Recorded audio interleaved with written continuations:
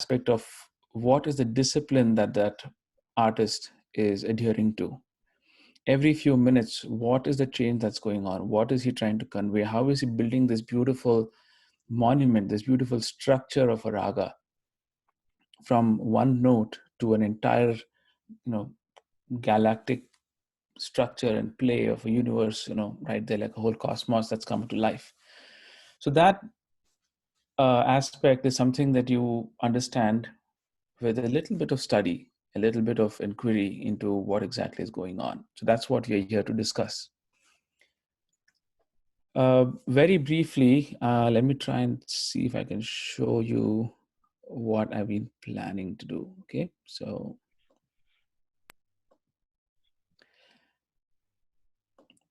I've just roughly made up these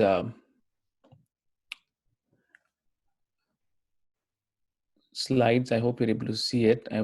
So today's I'll just take you through a overview, a brief history of raga music. I don't like to call it classical music very much, because classical, there's too many problems with that. It doesn't belong to any specific classical era like art does. Shastriya Sangeet is another Shastriya music, or music that adheres to a particular grammar or a particular scripture, is another preferred term. But since the core of this music is raga, we just call it Raga Sangeet. And since there is also a Raga Sangeet in the south of that comes from the south of India, Carnatic Raga Sangeet, we just probably the most convenient way of addressing it is Hindustani Raga Sangeet or Hindustani Raga music. We'll go through a brief history of this, fundamental components of the music, what are the different parts, and what is the structure in the performance or rendition of a raga that we just spoke about a minute ago. And then we'll go into a brief introduction of gharanas and a few compositional types and all of those things. And then we can go into Q&A right after. Talking about history of Khyal, the earliest compositions of Khyal itself were from the early 18th century. Before this, we trace back Indian classical music to the Vedic era, where Samagan was the first kind of performance music. Samaveda is one of the 4 Vedas of of Indian tradition. And of those Vedas, Samaveda is something that was actually taken on as a performance art as well. People used to perform recitation of Samaveda. And it had certain syllables inserted into it, abstract syllables, abstract sounds that didn't actually fall into any language. That is when the first element of performing this in front of a group of people came about. And this went through several changes with time. It went through something called Jati Gan, which was slightly, there was no raga yet at that time. And then there was something called Prabandh Gan. A Prabandh was a massive piece of music. Each, they say, used to go on for about an hour or 2, each piece. So a pandit or someone who was well versed in a prabandh, you would rate them by how many prabandhs that person knows, memorized. And that prabandh had several parts to it. That included folk music, included religious music, included elements of Jati Gan, and that is where elements of Drupad were involved. And that's when we think that the concept of rag came out as an entity in itself. This is just before around 12th century. And then there is a period where we don't know what happened. There is no written record of for a certain period of time. And then we suddenly see that there is a Carnatic music and a Hindustani music. I don't think it was called Hindustani music or anything. I don't know what it was called, but there were 2 distinct forms of music. We know that the South, you had Purandar Dasa and all of those people who were in the South had formed a different kind of music, and up in the North, there was a different kind of music that was being performed. And one of those, the major genre, which was identified as the classical art form of the time, was Drupad. Right up to, through Akbar's era, Mia Tansen and all of those people, at that time the music that was prevalent was Drupad music. When I say prevalent, there were also other forms of music arrived, folk art traditions and Qawwali and all of that were very much existent, but as a classical art form that had a shastra to it, that had a scriptural backing to it, Drupad was it. Around the early 18th century, in the court of Muhammad Shah Rangile, there were two musicians, Niyamat Khan and his nephew Firoz Khan, known as Sadarang and Adarang. These were the first of the musicians who composed compositions that are today sung as Khyal compositions. However, interestingly enough, at least for another century thereafter, Khyal didn't actually come out as a genre. There was no performance format to it. And there's a nice story about it. Niyamat Khan and Firoz Khan, the legend goes that Niyamat Khan was a great Been player. Been is the Rudraveena player. And there was a time when he had a little argument with the emperor, Muhammad Shah Rangile, the Mughal emperor, and with all the egos flying high, this great musician walked out of the court and he said, "I'm not going to listen to what you're saying." So he was banished from the court. And now he was looking for a way to get back into the king's favor. And he started composing these little songs and teaching it to all the people who would perform in front of the king. The wives and many other folk singers and all of them. And then the king was pretty amazed at what he was listening to. And then he went in search of trying to find out who that was. And finally, he landed at the doorstep of Muhammad Shah Rangile. So that's how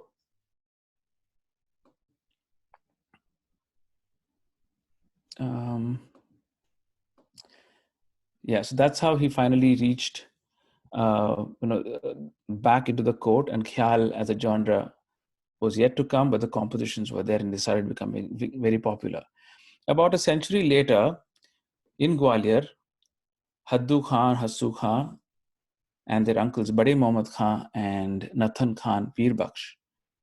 These are the four pioneering musicians who are credited with actually, bringing Khyal as a format together. The element of singing a composition and developing it extempore and improvising based on that composition in a way that was very different than what was happening in Drupad first came about.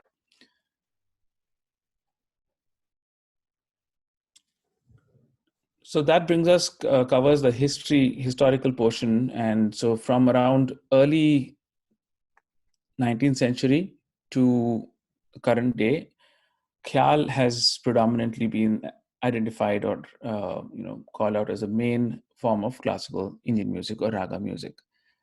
Drupad still exists, but most musicians sing Khyal. When you see Hindustani classical music or Hindustani Raga vocal music, what one thinks of is Khyal music. What now, going into the components of Khyal music, I'm going to quickly go back to the slide. Yeah, these are the fundamental components of the music: Swara, Raga, Tala, Bandish, and Gaiki. So when we talk about Swara, the easiest translation is, of course, a note. We have 7 notes, Sa Re Ga Ma Pa Tha Ni Sa. I'm sure most of you are aware of that. And what becomes interesting is when these notes are treated in a very specific manner, those notes don't remain notes. They become an entity called raga. So any 2 notes that we take,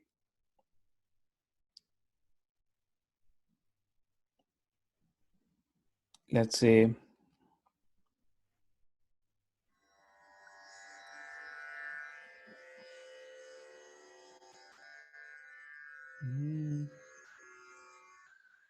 sa, Sa re ga ma pa da ni sa ni da pa ma ga re sa are our 7 notes. And then we have sa re ga ma da ni as the flat and the augmented note. So totally we have 12 notes. Now, when these notes are put together as groups, as combinations, as sentences, and they're sung with a very specific movement, that movement becomes a rag ang. So, pa, re are 2 independent notes. But pa, re, this movement called meaned, gives these 2 notes a particular form, and that form is a part of a rag. Pa, re, ni re ga re, ni re sa re ga ma pa re, ga ma ni da pa re. So all of these are different angas or different parts. When you put all of these notes together in a specific format, they become a rag. Now rags have certain boundaries, they have certain rules. You have to stick to certain patterns, you have to stick to certain uh, timing. So the movement of those notes and the movement of those notes in very specific time signatures, that's what makes these ragas. Now, just as we saw how plain notes assume a deeper form called raga, plain and simple rhythm manifests into something even more fantastic and phenomenal called tal in Hindustani or Carnatic music. Tal, simply put, is a cycle of beats. But there is something called a tali and a khali, which is a clap and a wave. So instead of going 1, 2, 3, 4, and going on clapping, you don't know where the 1 is. So you give a gap. 1, 2, 4. 1, 2, 4. 1. So then you've defined a cycle. You know where exactly that 1 is. Otherwise, if you keep clapping, you don't know where the 1 is.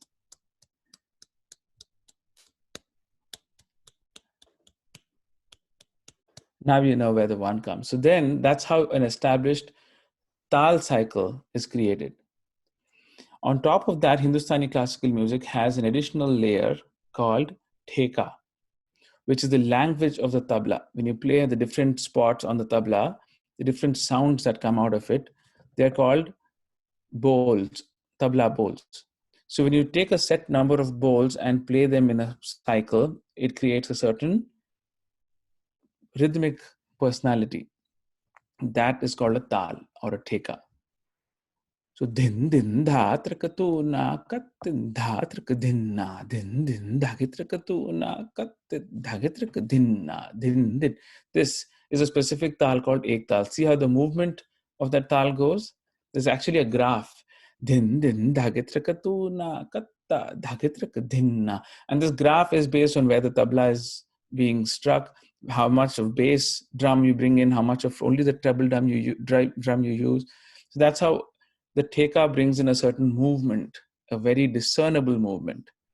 So when the singer is singing and the tabla is playing with him, he is not really counting the beats.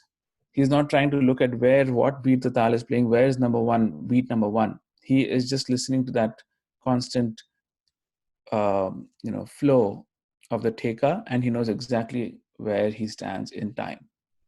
So when rag and tal come together, that's where we come to the core of our music, which is bandish or khyal. That's why a bandish is a composition.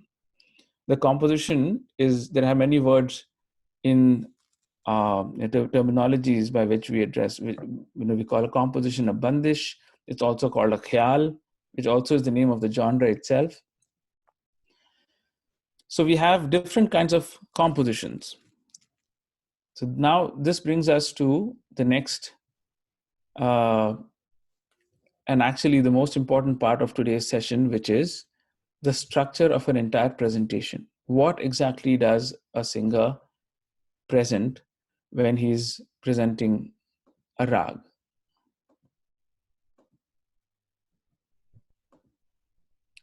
This is the basic structure of a performance.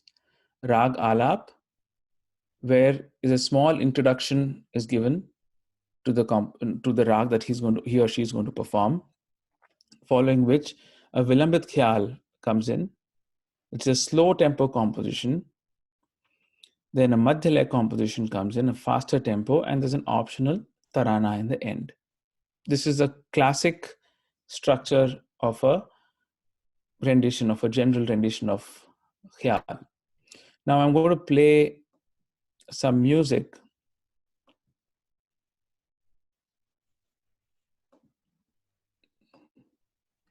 To like I said, the opening part where the rag alap or char also it's called, where the singer just gives a very brief introduction of the rag, not going too much into details, just establishing in a few phrases, like 4 or 5 phrases, or just within a minute or so, he or she has to kind of depict their entire rag's personality.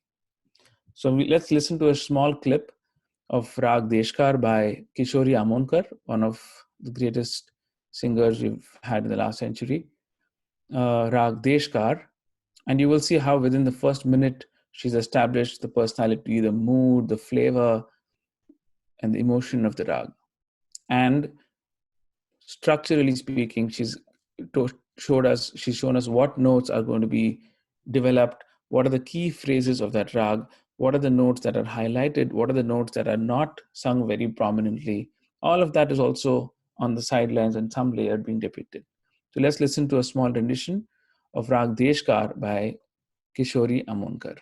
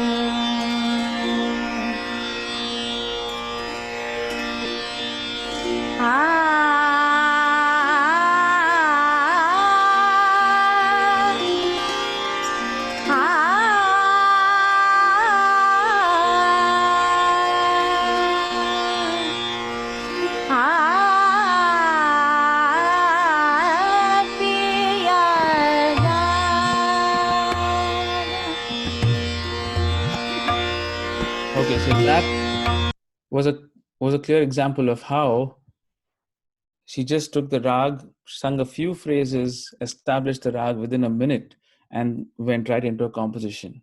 Right? So when the tabla comes in, that's where we've entered the bandish or the khyal. We're going into the second phase. Now, on day 3 of this series, we will explore the music of a gharana called the Agra Gharana, in which this initial opening alap is not just an initial opening alap that can go on for a good 30-40 minutes. That goes into a very deep, elaborate rendition of exploring the rag in all its nooks and corners and all its colors and emotions without the tabla even starting to play. That's Agra Gharana, and that's taken from the Drupad tradition, and they've modulated it or adapted it into something called the Khyal Ang Tom Alap. We'll talk about that on day 3, but for now, a short opening alap should suffice for today.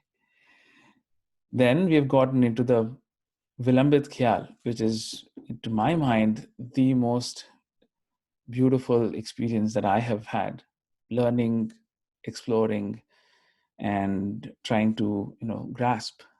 I would even say trying to master, because I don't think it's so elusive. It's so, every single time you sit, it's new. Every single time you sit down there, you can never replicate the singing of a Vilambit composition and its development. Because now you have a rag structure and you have a tal cycle going. and then you bring the bandish or the khyal composition within into the picture. So the composition is a mix of a few phrases of the rag along with the lyrical aspect, right? There's a poetry that comes in. So the poetry and the rag phrases blend in with the tal or the theka and create this one cycle that is almost like an epic, like a granth in itself of that particular rag. And the more compositions you learn in a rag, you get to know that rag better. You internalize that rag better. In fact, back in the day, they used to say that the best way to learn compositions or to learn music itself was to just start. The gurus would teach their students 5, 10, 20 compositions in a rag to start with, even before they went into understanding the alap and the technique and all of those things. Start with teaching the composition. So that itself used to give the student an insight into the technique, an insight into how to master tonal accuracy, pitch accuracy, the words, the lyrical, emotional content of the rag, emotional content of the poetry, all of those things. The khyal or the vilambit composition is full of things to explore and enjoy and squeeze the juice out of. Now the typical progression is after this initial alap, the performer sings the vilambit composition as is. There's no change. The first time the composition is sung, it's sung absolutely with no change. The way it's been passed on traditionally, 200 years, 300 years. Now, this composition that I'm going to play is a Sadaran composition, that means sometime in the early 18th century is when it was composed. And to this day, it's been sung and performed. And it was an oral tradition. We've now only started writing these compositions 100 years ago and recording them about 20 years ago or 50 years ago. Before this, there were no recordings, there was no writing even, there was no system of even writing these compositions down. But they have remained because in the performance, it's insisted that the first couple of times you sing the composition as is with absolutely no change. Then the second or the third time, the singer sings the same composition with slight changes to it, but retaining the original structure. And then thereafter, he delineates from that structure and uses more raga phrases, more compositional phrases, and goes into detailed alap. Okay, so again, a couple of short clips here. I'll show. I'm going to play a clip of Rag Bhupali. This is from my album.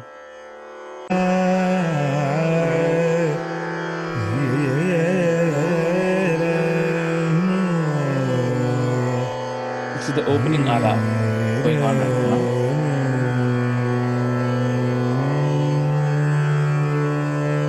And then the bandish is going to start. The khyal, vilambit khyal.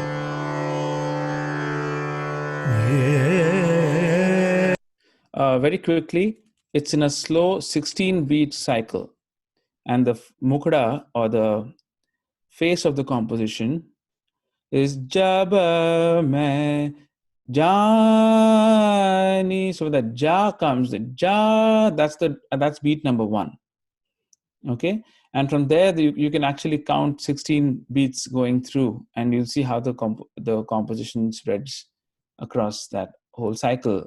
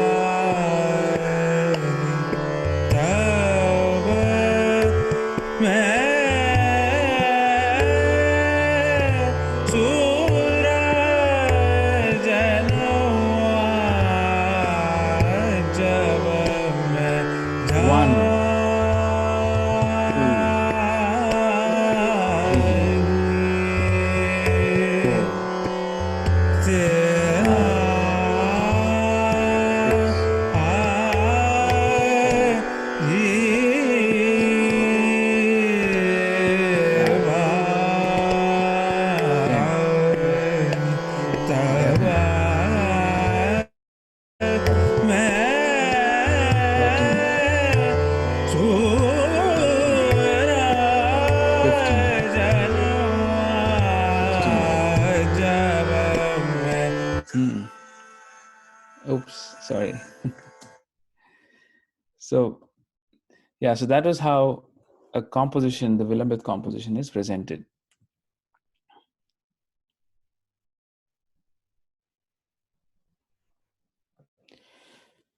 Now, following this, the alap portion starts, the vistar portion. Vistar means to elaborate or to go into more detail. Here, elements of rag, elements of the actual khyal are held as the foundations, but then the artist is free to explore his thought process. He tells a story in every alap that he sings. He's telling a story, and that story last for that cycle of beats, either 15 or 16 beats or 12 beats or how many ever beats that cycle is, sometimes even 2 cycles maybe, but then it has to end within those 1 or 2 cycles with a nice start to the idea, a nice development, and a beautiful finish that brings it back naturally and nicely and smoothly back to the mukhda and the sum, which is the first beat. Like in this case, like the ja was the first beat. So let's listen to another portion of an alap by my Guruji, Pandit Ulhas Kashalkar, in a rag called Shuddhanat.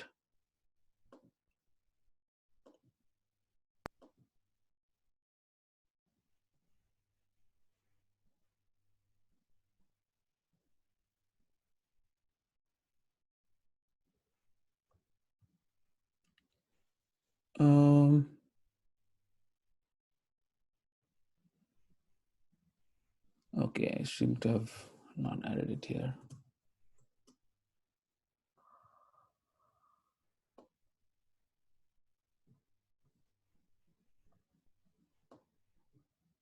Give me one moment.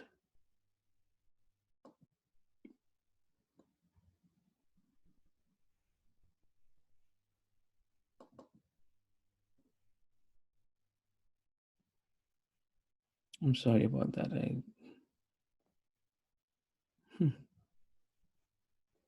Okay, let's just go back to the Bhupali in that case. All right, I'm just going to.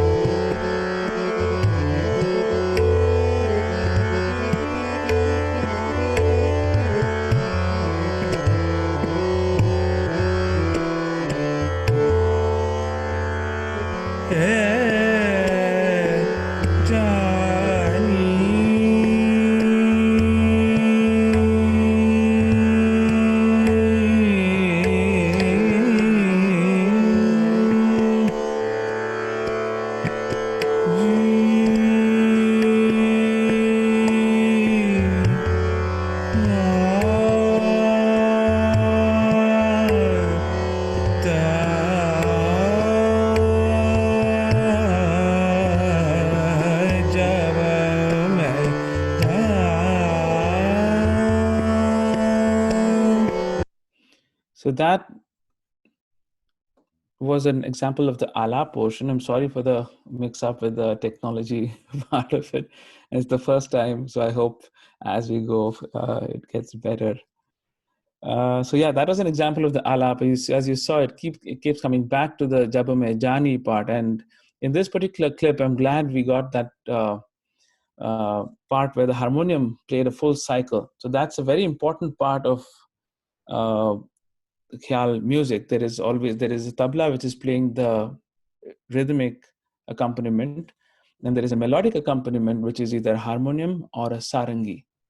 And the 80% of the time in a performance, the sarangi or the violin or the harmonium, these three melodic accompaniments, their job is to shadow the singer. Everything that I'm singing, they have to shadow. And it's a very difficult, skillful job to have, because you need to, regardless of the style that that musician is singing, regardless of the rag that that person is singing, whether you know it or not, whether you are familiar with the taan patterns that he's going to sing, whether you know whatever gharana that person might be singing, you have no choice. You're up there on stage, and most often there's no practice that we do with each other. You know, we all individually practice, but then on stage, it's usually we just get up there in the green room and decide what to sing. So that is a very difficult job, but then the vocalist also allows the harmonium or the sarangi / violin accompanist to take these avartans in between the performance from time to time. And they not at that time, they're not shadowing what I'm singing, but they have to play in line with my thought process. They can't just deviate and go somewhere else. Stick to the notes that I'm singing at that particular stage of the performance, the lay, the speed, the rhythm, and all of those things. So it's a very challenging, subject in itself. So that's also, when you listen to a performance, if you're wondering why this melodic accompaniment is there, you should know that it's a very an important part of the music, and their job is not at all easy. So once the alap is done, we go to another portion called the behlawa. In the behlawa portion, we're moving more from the slow moving alap. We move to something towards taan, or the faster moving things. And here is a small clip of a behlawa right now. Okay, I'm going to play.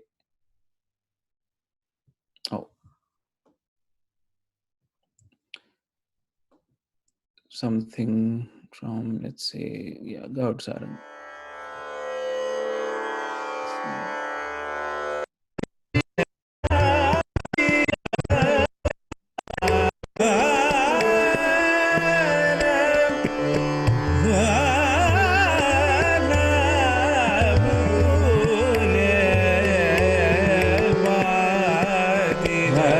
This is the first beat.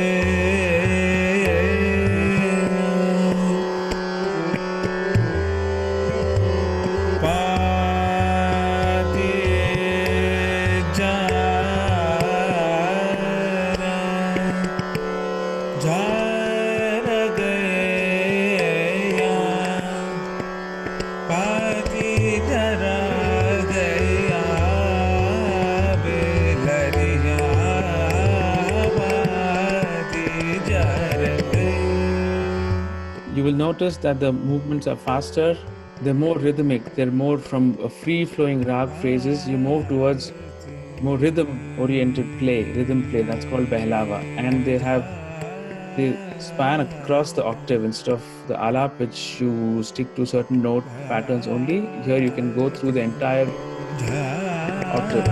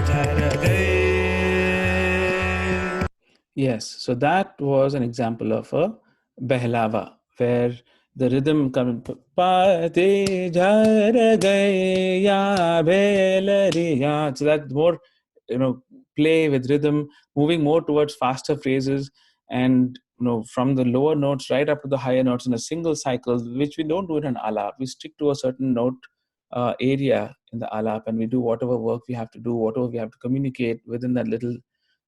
We draw those boundaries there. Here, the behlava, it's free flowing. That's why it's called behlava. Behlane ke hisab se, whatever your mind says, wherever your mind wants to flow. And then from there, you move on to something called tan.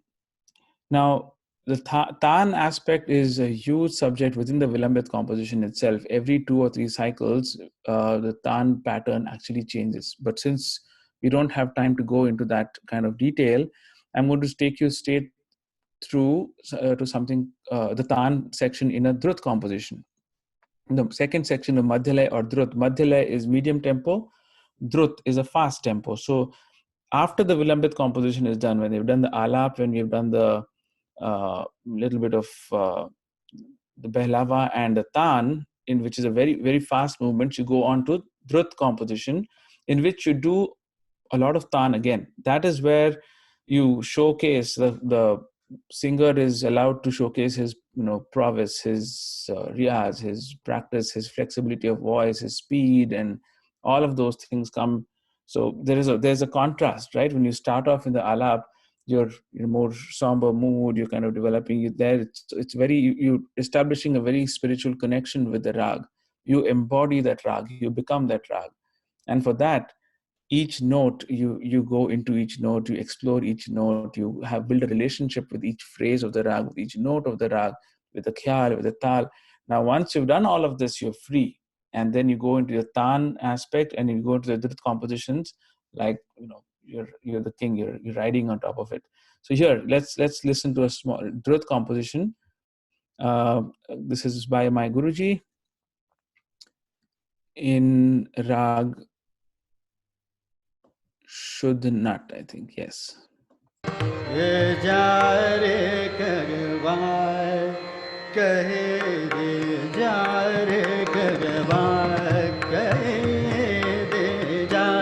This is in a 16-beat cycle again, but fast 16 beats. 1, 2, 3, 4, 1, 2, 3, 4, 1. That's the speed.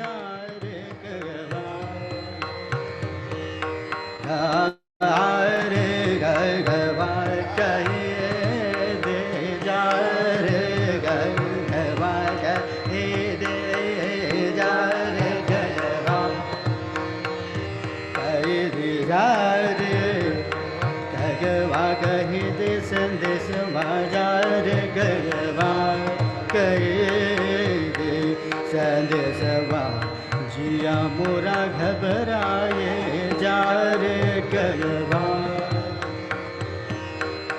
जा रे गलवा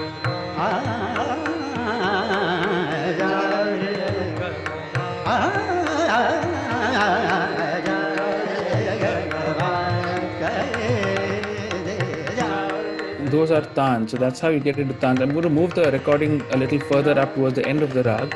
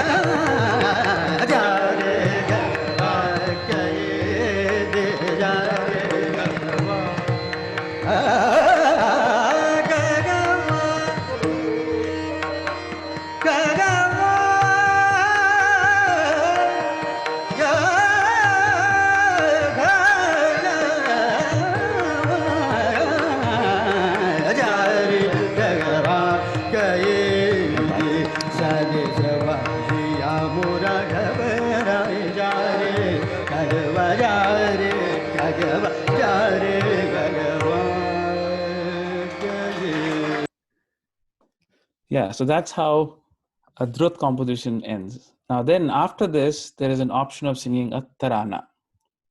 Taranas are compositions which are made of abstract syllables, uh, the, the poetry is not in any particular language like Hindi or Brij Bhasha or Punjabi. Most compositions are usually in Punjabi, Brij Bhasha, and some are in, you'll find compositions in Rajasthani dialects or Bhojpuri or Punjabi, but mostly in Brij Bhasha.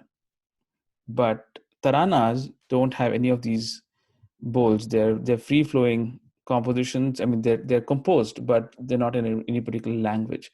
A short 2-minute clip just to kind of give you an example of what a tarana is. This is a composition by Ustad Rashid Khan.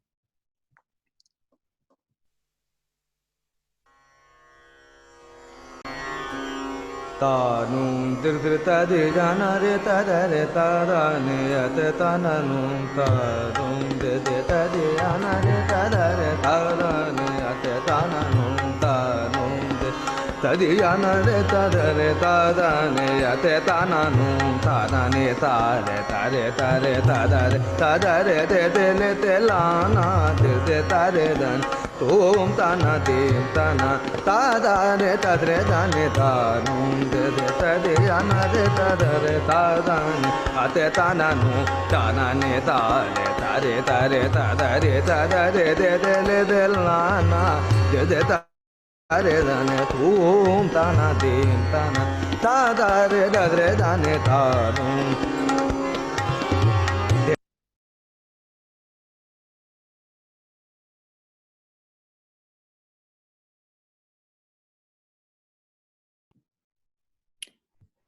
We could go on and on listening, but we have very little time, so I'm cutting short.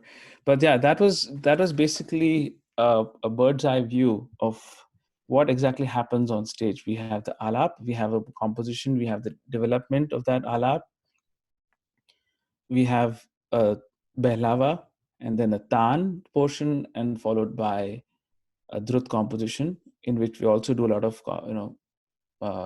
tans, and we end that with a tarana in the end. Now, there are different kinds of compositions other than just the Vilambit and Khyal and Drut Khyal.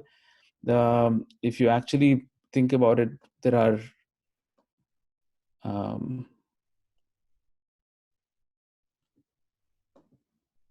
these are some of the types of compositions that you find: Vilambit Khyal, Madhyale Khyal, Drut Khyal, which we went through, and Tarana. But there's also Sadra, which are compositions set in 10-beat cycles called Jhaptal, and they are somewhere in between Drupad and Khyal. So you can do alap like you do in Khyal, and you do bol bant, or you play with the words and the tal like you do in Drupad. But you also do tan, which you don't do in Drupad, but you do in tal, in Khyal. So it's kind of an in-between kind of a composition between Drupad and Khyal composition. It's called Sadra.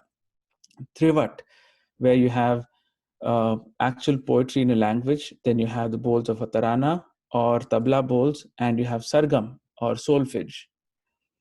Chaturang is 4 aspects: the lyrical aspect, sargam, tarana bowls, and bowls of tabla or pakhavaj. So 4 aspects, chaturang. You have a tap khyal, which is there's another genre called tappa, which is full of short tans, that and a mix of khyal called tap khyal. Khyal numa is a vilambit composition, but with no poetry in it.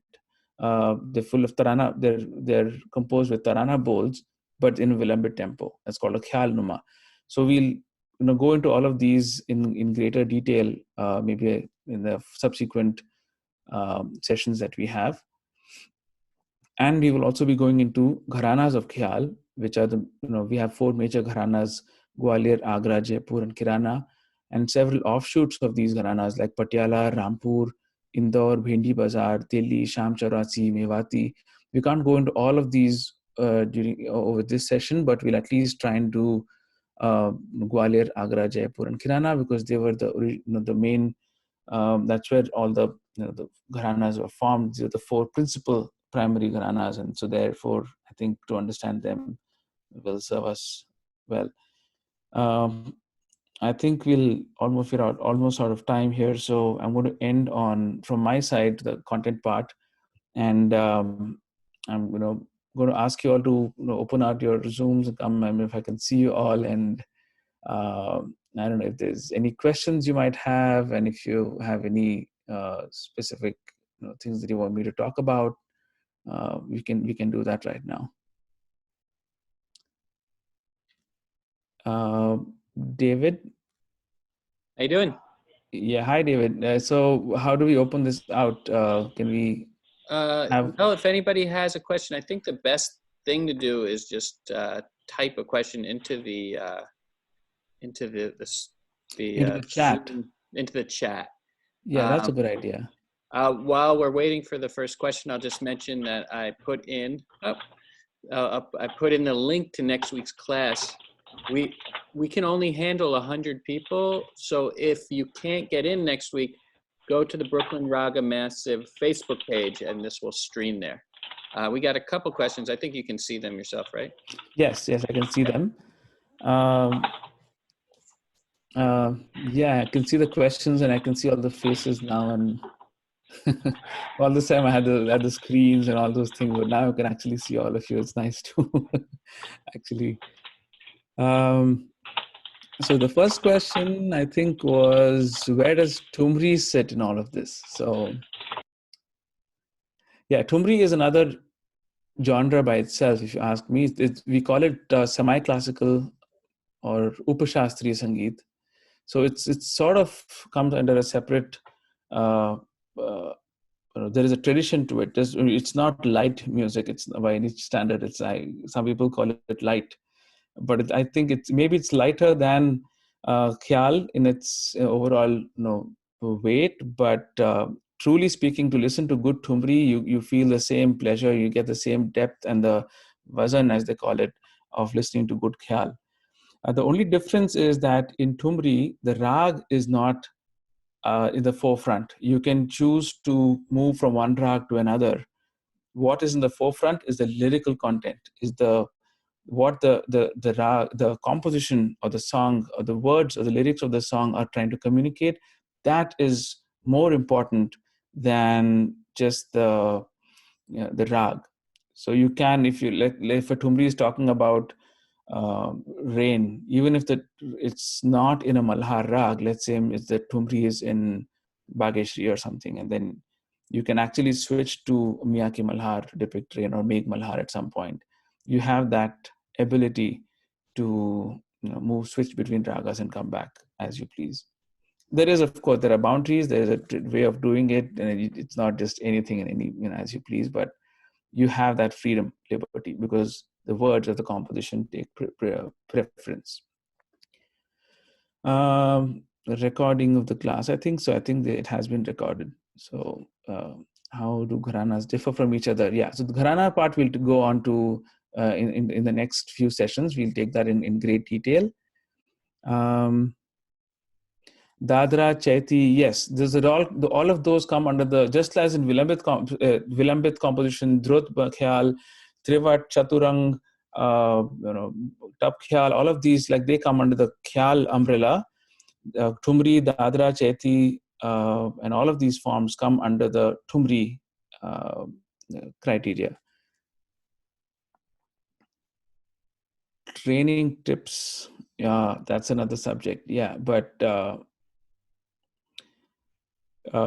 land on some, well, that is the most critical aspect of our music, to land on some properly, to take the mukhda, your alaps, and you can have the most creative ideas, you can do the most spectacular things, but if you don't finish the idea nicely, it's like knowing how to ride a bicycle and not knowing how to stop. You go and fall and crash somewhere. So that's one of the most important things to learn as you're learning, or when you go skiing. It's the same thing. You need to know how to stop. So the alap you develop, and then you finish the alap beautifully, and then you come to the mukhda and come to the sum.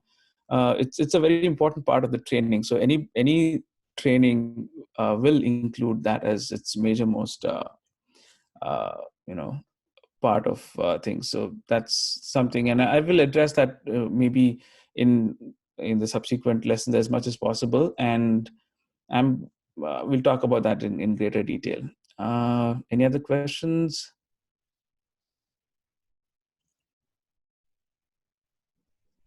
Drupad, Dhamar, and Thumri. Yeah, I would love to talk about all of that, but I think it's this. I hope I'm not digressing from Khyal when I do all of that. Dhamar, yes, we will talk about it in the next session, and maybe when we talk about in the Agra Gharana session, because Agra singers do sing a lot of Dhamars, so we'll probably go into Dhamar singing at that point as well.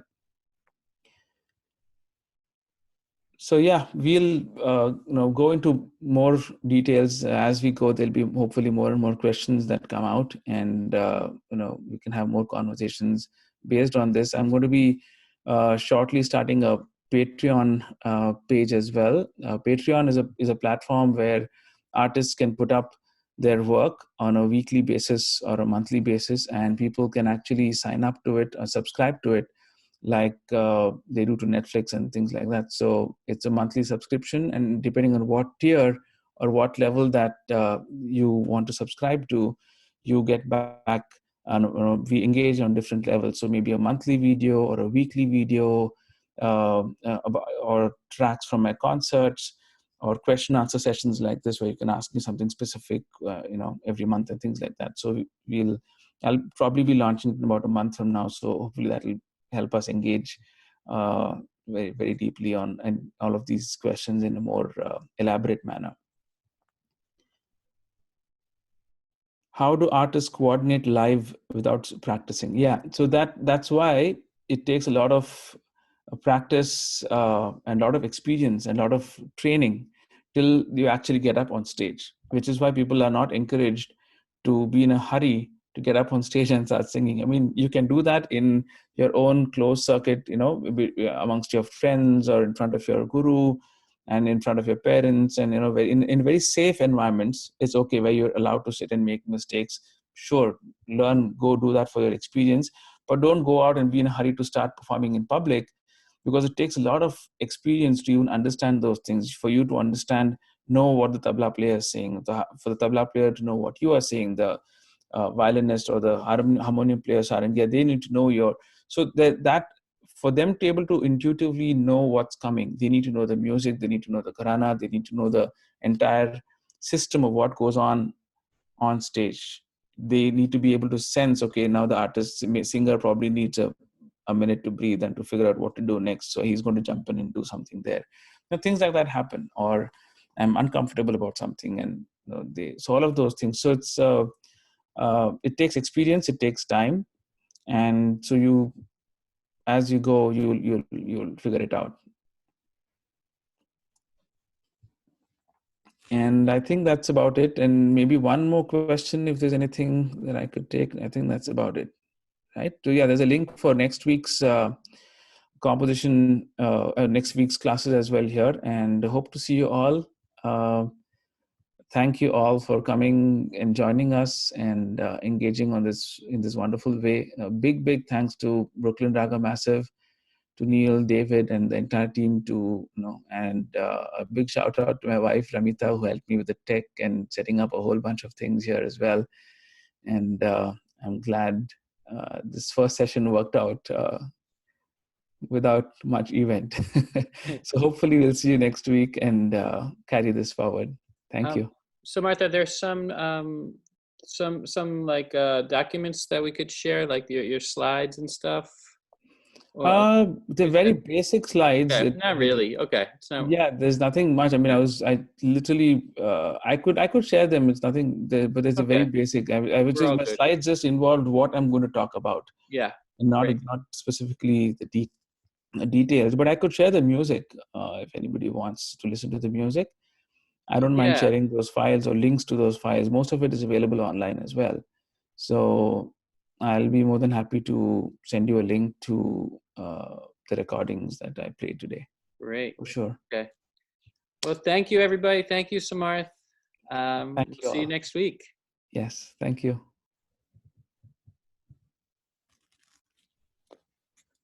Like Jason.